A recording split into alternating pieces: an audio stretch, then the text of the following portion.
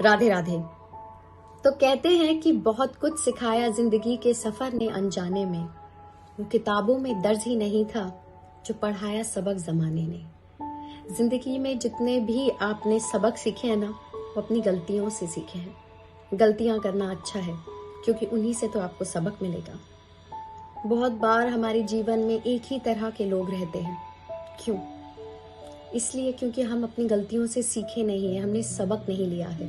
तभी तो इसी तरीके के लोग भगवान भेजता रहता है ताकि हम अपनी गलतियां पहचानें। बहुत बार रात को नींद नहीं आती है क्योंकि हम गलतियां तो कर लेते हैं लेकिन अपने आप से नजर नहीं मिला पाते। तो सबक सीखना बहुत ज्यादा जरूरी है। मैं इसलिए कह रही हूँ ये बात क्योंकि मेरी आज की कहानी में एक सबक छुपा है। यकीन न आए तो कहानी सुन लो।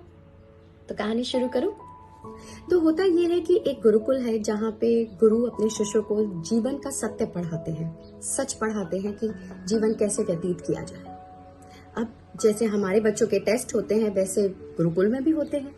तो गुरुजी अपने 2 शिष्यों को बुलाते हैं और उनके हाथों में एक एक कबूतर देते हैं और कहते हैं कि जहां तुम्हें कोई ना देख सके वहां पर जाकर इन कबूतरों को तुम मार देना।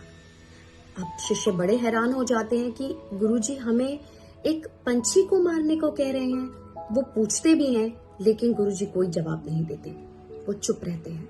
अब उनकी जो चुप को वो आदेश समझकर निकल जाते हैं। बहुत दिन बीत जाते हैं, 2, 3, 4 महीने के बाद वे पहला शिष्य उनके पास आता है, कहता है कि मैंने उसको मार दिया।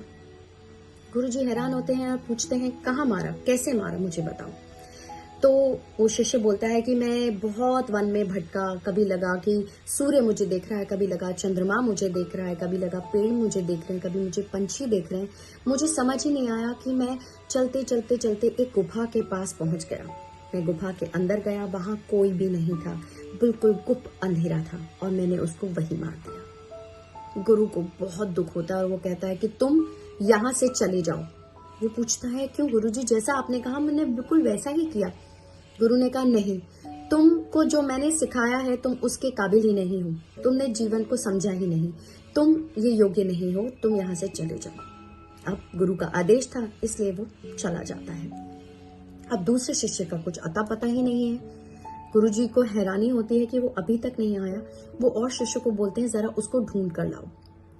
अब उसकी खोज होती है, खोज होते होते होते वो कहीं मिलता है। उसके हाथ में कबूतर ही होता है और वो कहता है कि मैं कैसे अपने गुरु के पास जाऊं। लेकिन सारे शिष्य कहते हैं कि नहीं नहीं, तुम्हें बुलाया है, तुम चलो। अब गुरु जी के सामने आता है, उसके हाथ में कबूतर है और गुरु पूछते हैं तो कि तुमने उसे क्यों नहीं मारा। तो वो कहता है कि गुरुजी मैं बहुत भटका, मुझे कोई ऐसी जगह नहीं मिली कि जहाँ कोई मुझे नहीं देख रहा था। मैं मुझे लगता था कि सूर्य मुझे देख रहा है, कभी चंद्रमा मुझे देख रहा है, कभी पंछी मुझे देख रहे हैं, कभी पेड़, कभी पौधे। फिर चलते चलते चलते मैं एक गुफा में भी गया, लेकिन गुफा में जैसे ही अंधेरा देखा और मुझे लगा कि अब मैं इसे मार सकता हूँ, तो जैसे ही मैं उसे मारने गया तो उसकी आंखों में मैंने अपने आप को देख लिया। फिर मुझे लगा कि कोई मुझे नहीं देख रहा पर मैं तो अपने आप को देख रहा हूँ। मैं वहां पे भी उसको नहीं मार पाया, तो मुझे कोई जगह ही नहीं मिली इसको मारने की, तो मैं कैसे आ जाता। गुरुजी मुस्कुराते हैं और आशीर्वाद देते हैं और कहते हैं कि तुम मुझसे ज्ञान पाने के योग्य हो। कहानी का ज्ञान हमें यही कहता है कि जीवन में हमें कोई देख रहा हो या ना देख रहा हो, किसी को पता लग रहा हो या ना पता लग रहा हो, हमें तो पता है हमें अपने आंखों में, हमें अपनी नजरों में कभी नहीं गिरना। जो बेचैनी की नींद नहीं आती है, जो मन अजीब सा होता है, वो इसीलिए होता है कि जब आपने गलती की होती है, जब आपने किसी से झूठ बोला होता है, कभी किसी का दिल दुखाया होता है, तो वो बेचैनी आपको लगती है, वो पता लगता है क्योंकि कहीं ना कहीं आप अपनी नजरों में खुद गिरे हुए होते हो। इस कहानी से मैंने ये सीखा है कि जीवन में चाहे कुछ भी हो जाए, अपनी नजरों से नहीं गिरना है क्योंकि अंत में अपने साथ ही सोना है अपने आप को। किसी को जवाब देना पड़े ना पड़े, अपने आप को तो जवाब देना पड़ता ही है। खैर ये तो मेरी बात थी, आपको ये कहानी कैसी लगी?